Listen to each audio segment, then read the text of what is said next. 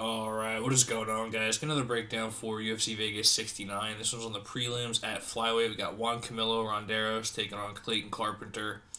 Carpenter going to have an inch and a half advantage in reach. He's also 2 inches taller. MMA lab for Carpenter, Extreme Couture for Ronderos, so two good gyms.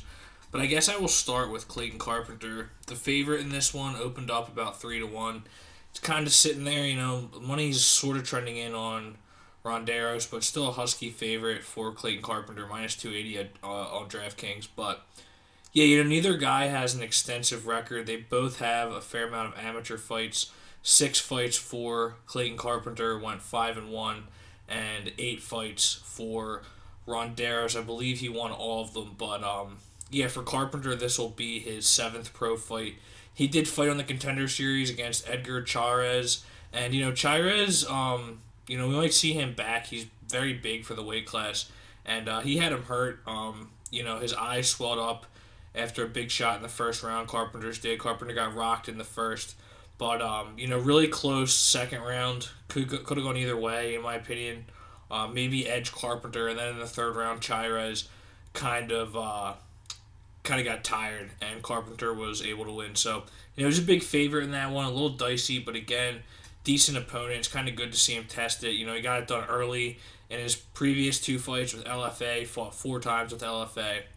And, knee bar in the first fight, about a minute in, and a head kick about a minute in the other fight. Against Rodney Kalohi, I believe that's how you say it. He was going to fight Ronderos on the Contender Series before he got signed. So, took care of business there. But, yeah, it's looked good for Carpenter, but like I said, just not a lot of extensive experience to go off. Well-rounded. He's got good kicking game. His leg kicks are heavy. He kind of tends to blitz forward and punctuate these combinations with knees a lot. Pretty good boxing, good defensive awareness, sees shots coming. Sometimes he just gets a little stationary, though, and he seems to have trouble with leg kicks himself when they're being returned. But, again, well-rounded, good at getting the takedown, good at keeping control, at least if he's in guard. In the Contender Series fight, he was trying these trip takedowns. He was winding up on the bottom a couple times. But, he's shown good awareness on the ground. He seems to be the one leading the dance on the ground. Both of these guys have been good on the ground at this point. But, yeah, well-rounded. He's been tested. But, again, it's just the theme for both of these guys, just not a lot of tape to go off of. And for Ronderos, first time in the octagon in a while. His UFC debut on a day's notice against David Dvorak.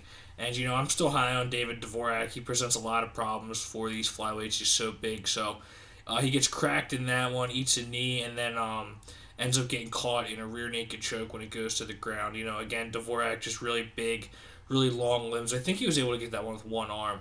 But, again, 8-0 for Ronderos amateur.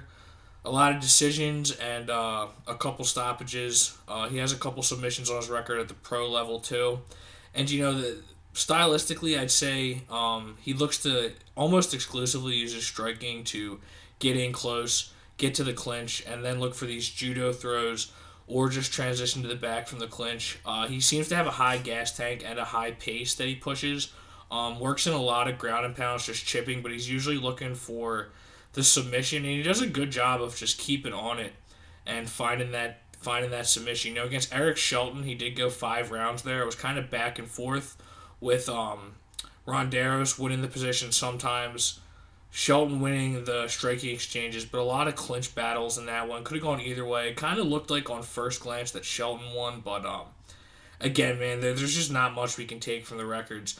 Stylistically, Ronderos just seems to look to get to the fight to the clinch and then to the ground and then try to work in the submission. I haven't seen a lot of tape on him extended at striking range. Probably have to go back and watch the amateur tape. But he was suspended for using cocaine, and it is what it is.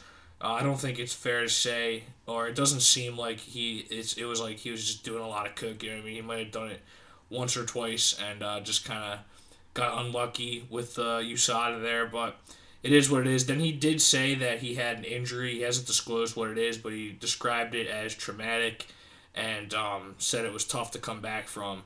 and he was dealing with that for a year or so. So he hasn't been in the octagon since May of 2021, but he's definitely gonna be looking to pick up that win. He's talking on John Morgan. I watched the interview. He's talking about how he's gonna get evicted if this fight falls through. So, he is he's just kind of in desperado mode. Worth keeping in mind. But I mean, maybe, who knows? I never know what to make of intangibles. Anyway, you look at the odds here, and it's really pricey for Clayton Carpenter. And, I do agree Clayton Carpenter has to be the pick. He's just shown me a little bit more. I think these knees in tight are going to be a big factor. He has really good knees, and if Juancamilo is pushing for these takedowns the way he usually does, I think that those knees are going to be a big problem. But, I haven't seen Clayton Carpenter tested against a really good BJJ guy like this, so who knows? I mean, at least a relentless one. That seems to be the case with Ronderos, but I expect Carpenter to have the better striking, and as long as he can stay on the feet and deal some damage when Ronderos is looking for these takedowns. Dvorak had a lot of success with the knee.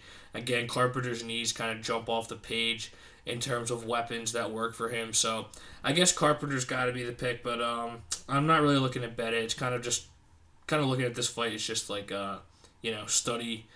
study these guys more and see what they got, because again, just the tape isn't very extensive, but I do like what I've seen from Clayton Carpenter.